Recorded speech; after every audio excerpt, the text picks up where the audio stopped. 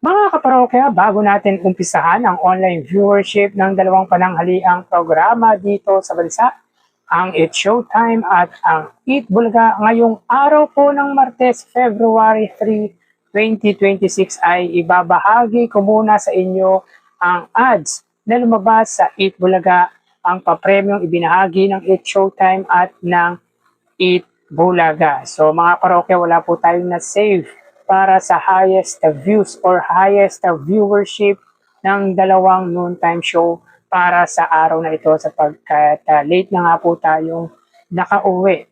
Dahilan kung bakit hindi na po natin na-save dahil na busy po tayo kanina. So by the way mga kaparokya, ako nga po pala si Mervin, the man behind Kaparokya TV. Kamusta kayo mga kaparokya? Naway nasa mabuting kalagayan po kayo habang pinapanood niyo po ang video ko na ito. At mga kaparokya, ini-invite ko po kayo na pakisubscribe ang aking YouTube channel.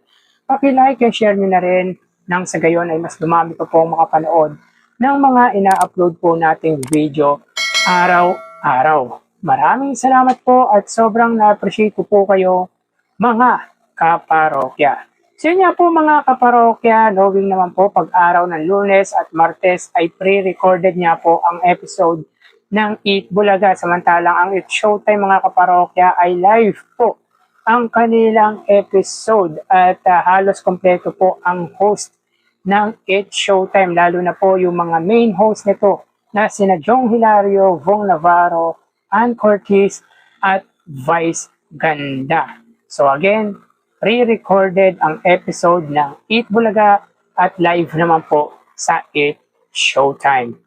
So umpisahan natin mga kaparokya sa papremyong ibinahagi ng dalawang noontime show. So para po sa It's Showtime, sila po ay nakapagbigay ng tumataginting na 35,000 pesos. Sa 35,000 mga kaparokya, 20,000 dito ay sa laro pick at ito po ay sa elimination round lamang sapagkat hindi nga po nasagot ni Darrell Espanto ang question sa jackpot round ng nasabing segment. Kaya bokya po ang nakuha ni Darrell Espanto at ng kanyang partner, yung contestant na pinili para maging partner. Subalit mga kaparokya, binigyan niya po ito ng 30,000 pesos. So parang pakonsuelo na po mga kaparokya ni Darrell Espanto sa partner nito, which is 2 times na nga pong nagbibigay si Darrell Espanto ng pera sa mga naging partner nito sa nasabing segment. Iba po talaga mga kaparokya ang isang Darrell Espanto. Samantala sa tawag ng tanghalan ay in-announce po na nagbigay nga po sila sa winner worth of 10,000 at sa non-winner na 5,000. So 15,000 para po sa tawag ng tanghalan. So again, 35,000 para po sa It's Showtime. Samantala sa Eat Bulaga mga kaparokya, 145,000 pesos. So 145,000 mga kaparokya, 30,000 dito ay sa Duck Loans Open dahil na times 2 nga po ang 15,000 ng contestant. Samantala sa Sugod Bahay ay 60,000 pesos sapagkat 40,000 ang binigay ni Bossing Vic Soto sa winner ng Sugod Bahay. Samantala sa Gimme 5 mga kaparokya ay 55,000 pesos. So dito mga kaparokya sa jackpot round ay dalawa lamang po ang nasagot ng mga contestant na naglaro sa Gimme 5 worth of 30,000 pesos. Sayang mga kaparokya, madali na lang sana yung sagot sa last 2 na hinuhulaan nga po ng dalawang contestant. Sayang, jackpot sana na 50,000 ang nakuha ng contestants. Anyway mga parokya, dito ay 145,000 para po sa Eat Bulaga, 35,000 naman po sa It's Showtime. So dito may kita natin na lamang pagdating sa pamimigay ng papremyo ang Eat Bulaga against It's Showtime. Pero pag kinunbayin po natin ang papremyo nila, sila po ay merong 180,000 pesos. So magawi tayo sa ads na lumabas sa Eat Bulaga. So kahapon nga po mga parokya, sila po ay nakakuha ng 37 TV ads. At ngayon po mga kaparokya ay 35 TV ads. Sa unang gap ay 17 ads at sa pangalawang gap ay 18 TV ads. So last week mga kaparokya, in today's episode lang ay 40 or more than 40 po ang kanilang ads. Pero ngayon mga kaparokya ay more than 30 TV ads in today's episode. Hindi naman na ito masama mga kaparokya pero mababa po siya di tulad nung nagdaang linggo.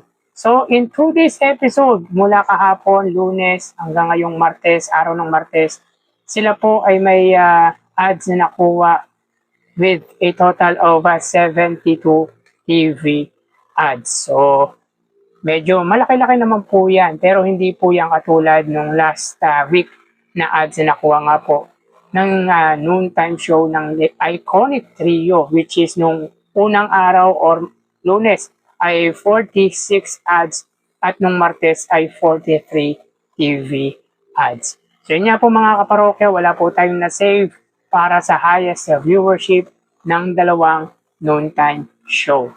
So tara, ating alamin ang online viewership ng dalawang bigating noontime shows. Para sa Eat Bulaga Under TVJ Facebook page na may 3.8 million followers at sa It's Showtime na may 19 million followers. So sa oras na 1:59 PM, ang It's Showtime po ay may kasalukuyang segment na tawag ng tanghalan. So sa segment or sa last segment naman po tayo magbabase mga kaparokya. At para naman po sa Eat Bulaga ay give me 5. So dito ang It's Showtime po ay may 1,800 viewers, samantalang ang Eat Bulaga naman po ay may 3,100 live viewers. So again sa oras na 2 PM, ang It's Showtime po ay may 1,800 live viewers at ang Eat Bulaga naman po ay mayroong 3,100 live viewers. So dito yung views ng It's Showtime ay i-convert na po natin yan into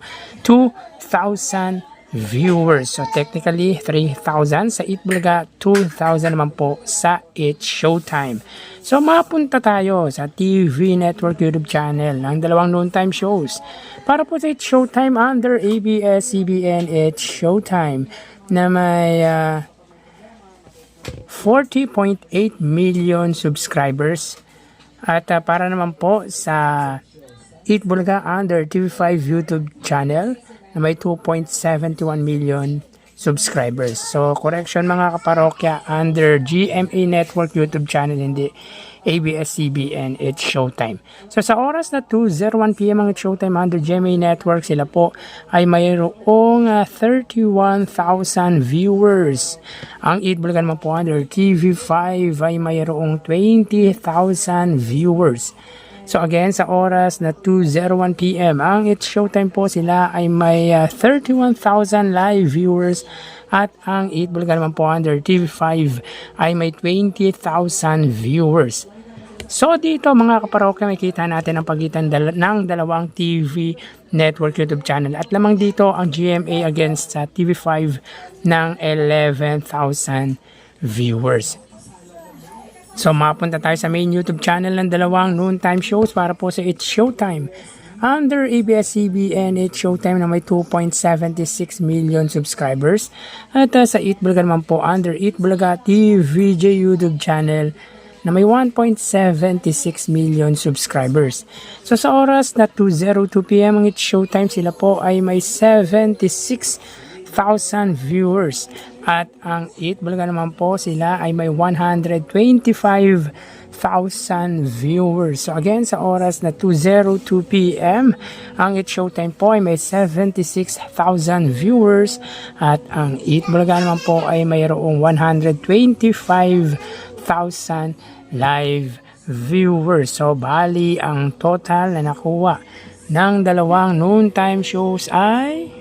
Bali, ang total na nakuha ng dalawang noontime shows para po sa It's Showtime ay 109,000 viewers at sa Eat Bulaga naman po ay 148,000 viewers. So, ang segment ng It's Showtime ay tawag ng tanghalan at ang Eat Bulaga ay Gimme 5. So dito makita po natin mga kaparokya na talagang bagsak po ang views ng It's Showtime pagdating sa kanilang last segment, unlike sa Eat Bulga na Gimme 5 or even yung The Clones Open before ay talagang mataas pa rin po ang views ng segment ng mga The Clone. Pero dito mga kaparokya sa Facebook Live, 2,000 sa It's Showtime, 3,000 para po sa Eat Bulaga. Sa TV Network YouTube channel, 31,000 sa GMA Network, 20,000 sa TV5 at sa main YouTube channel, 76,000 sa It's Showtime, 125,000 naman po sa Eat Bulaga. So again, 109,000 total views ang nakuha ng It's Showtime, 148,000 total views naman po sa Eat Bulaga. So dito ay lamang ng 39,000 views ang Eat Bulaga against sa It's Showtime, meaning ay tambak ang inabot ng It's Showtime pagdating sa online viewership when it comes sa segment nga po ng Tawag ng Tanghalan at Gimme 5.